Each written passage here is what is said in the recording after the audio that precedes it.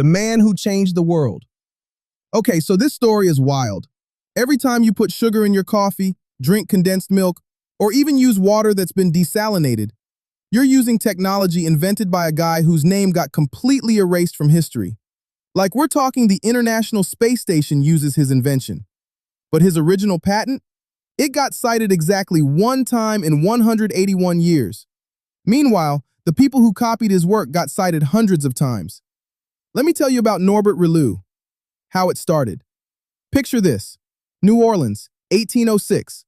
A baby's born who's going to revolutionize the entire chemical engineering industry.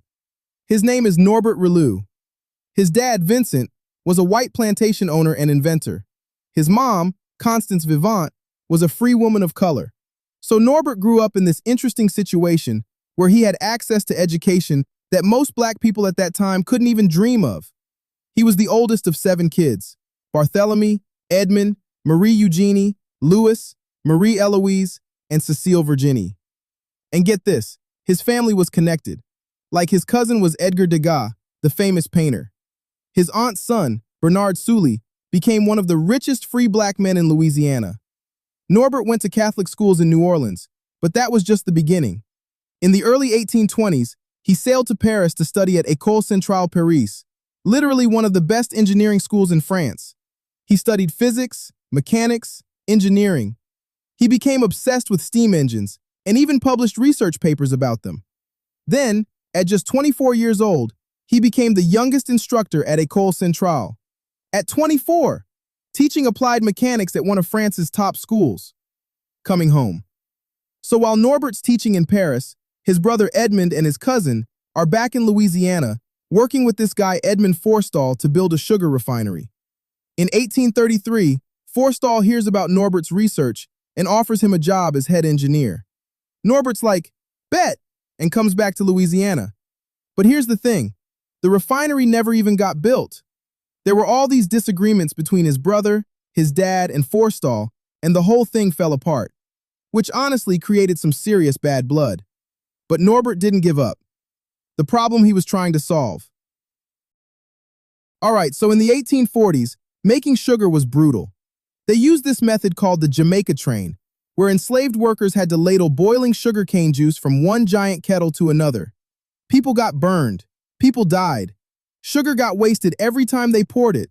The whole process was dangerous, inefficient, and expensive. Plus, the sugar came out low quality because it was hard to control the heat. Norbert spent years, from 1834 to 1843, developing a solution: the game changer. On August 25, 1843, Norbert got U.S. patent 3237, Improvement in Sugar Works. This thing was revolutionary.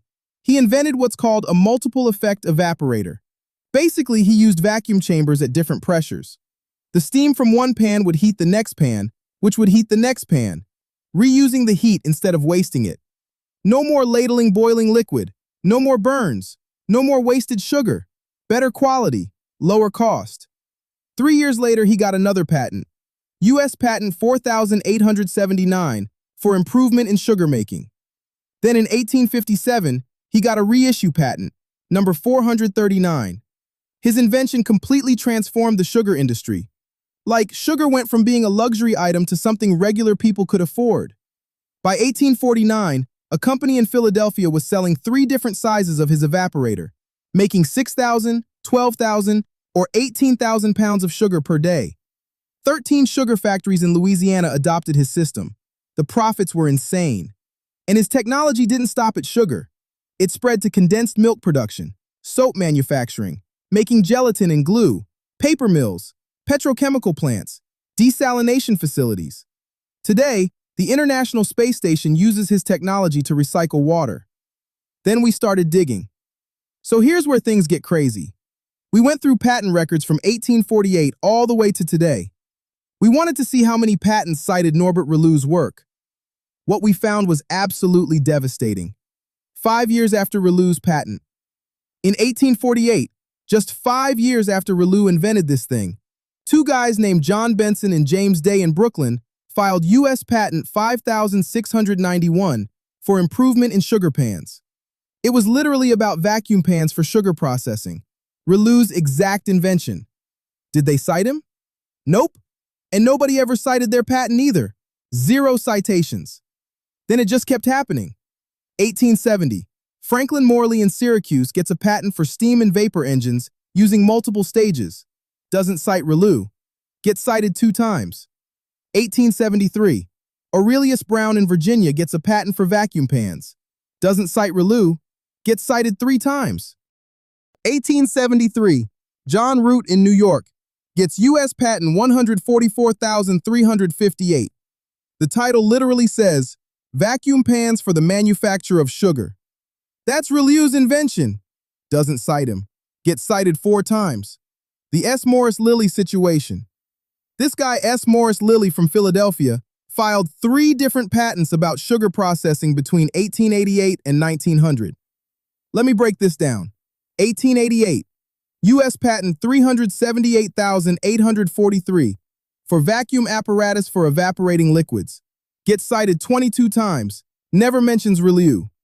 1890. U.S. patent 428,217 for process of and apparatus for using heat in sugar refineries. It's literally about sugar refineries. Gets cited 0 times. Never mentions Rillieux. 1900. U.S. patent 659,241 for method of defecating sugar solutions. Gets cited 0 times. Never mentions Rillieux. 3 patents. 22 total citations. Not one mention of the guy who invented the whole concept. It went international. 1889. John Kirkcaldy in England files a patent for a feed water heater using multiple stages.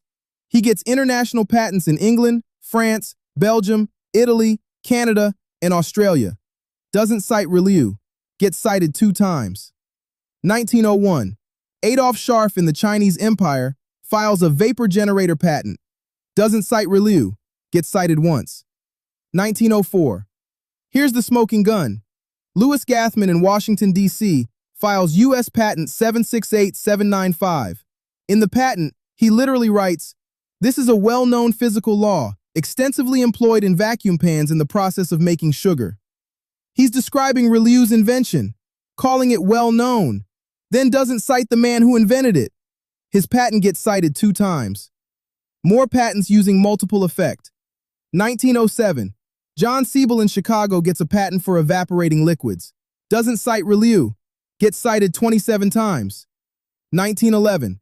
Charles Bradley in New York gets a patent. Doesn't cite Rillieux. Gets cited 9 times. 1921. William DeBoffrey in Maryland files 2 patents. Both use the actual term multiple effect. One's called apparatus for evaporating liquids.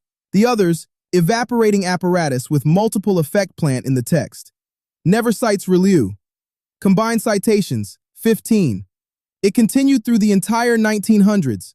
1922. Alexander Casley in Pennsylvania. Multi-stage power apparatus. Doesn't cite Rillieux.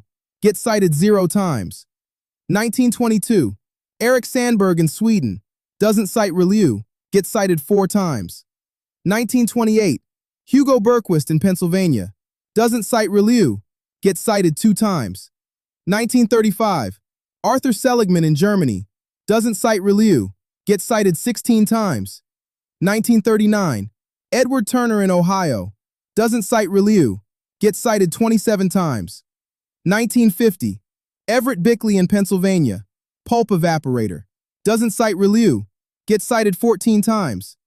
1953. German/British patent. Doesn't cite Rillieux. Gets cited 6 times. 1970. Forrest Randall in Scotland. Water distillation using multi-stage evaporation. Doesn't cite Rillieux. Gets cited 27 times. 1970. John Williams in California. Doesn't cite Rillieux. Gets cited 12 times. 1978. Arthur Anthony files U.S. patent 4,082,616 for a vapor compression distiller. The patent office literally classifies it as B01D1/26 multiple effect evaporating. Doesn't cite Rillieux. Gets cited 17 times. 1992. Carl Elmore and Kyle Infante file U.S. patent 5,139,620 for dimple plate horizontal evaporator effects. They use the term multiple effect evaporator more than 30 times in the patent. Don't cite Rillieux, get cited 22 times. Finally, one patent cited him 2004. Raymond Gort and John Vose at the University of Pennsylvania file a fuel cell patent. They finally cite Rillieux's patent 3237. Then their patent gets cited 40 times. And guess how many of those 40 patents cited Rillieux? 0. None of them traced back to give him credit. Let's do the math. Rillieux's patent 3237. One citation in 181 years. Rillieux's patent 4879. 0 citations in 178 years. The 22 patents we found that built on his work but never cited him. 171 plus combined citations. The patents that cited the one patent that cited him. 40 more citations. So Rillieux should have gotten at least 62 citations. He got 1. That's a 98.4% erasure rate. How it ended. Norbert went back to France in the late 1850s. At one point, he tried to file a patent, and it got rejected because they thought he was enslaved and therefore not a citizen. His name even got misspelled in some records as Norbert Rillieux. In Paris, he studied Egyptology and worked at the Bibliothèque Nationale. In 1881, when he was 75 years old, he tried one more time with sugar beets. He filed a patent that was way more fuel efficient than what French factories were using, but he lost the rights to it. Norbert Rillieux died on October 8, 1894 in Paris. He was 88 years old. Historical accounts say he died broken-hearted because he never got proper recognition during his life. He's buried in Père Lachaise Cemetery with his wife, Emily Coucou. 176 years, 22 patents across 11 countries, 171 plus citations. One black inventor whose technology changed the world. One citation. This is what we found. This is what we're changing.